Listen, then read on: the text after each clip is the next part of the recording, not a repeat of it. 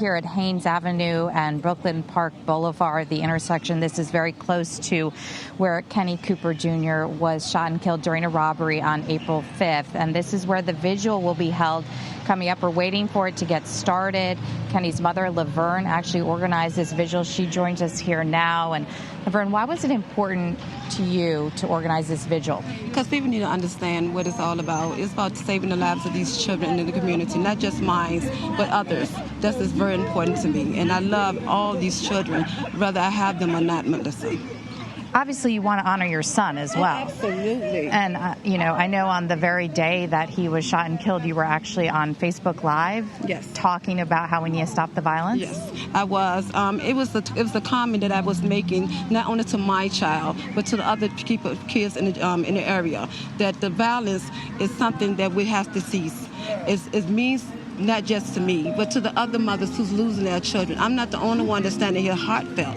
Other mothers have lost their children to the streets as well. And it has to stop, not just for me, not just for Kenny, not just for the people that actually lost, but the ones that's upcoming, that I wanted to come to an end. And the only way they can come to this end is they have to remove these guns from their sides.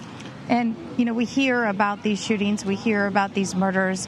Sometimes we don't hear about the real people behind them. So tell us about Kenny.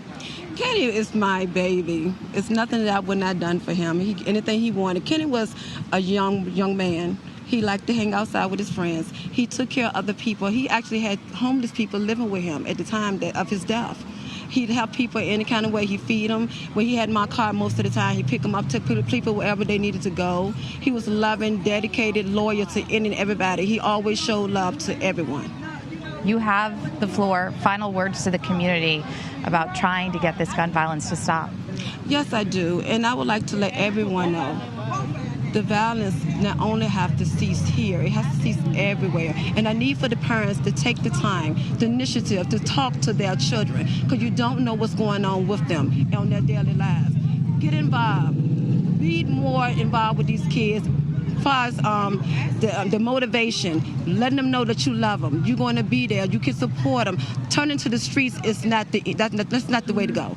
They have to look other ways. They have to find other avenues that's going to uplift them, put their spirits where it needs to be. Because as long as they're hanging in the streets and putting the streets for anybody else, as far as their feelings and as far as their family members, this is going to be the results of their lives. And I want it to change, Melissa. Thank you, Laverne. We appreciate that. And we're going to be staying out here for the vigil, which should get started here shortly. We see people already gathering here to honor the life of Kenneth Cooper Jr. Working for you tonight in Richmond, I'm Melissa Hippolyte for CBS 6.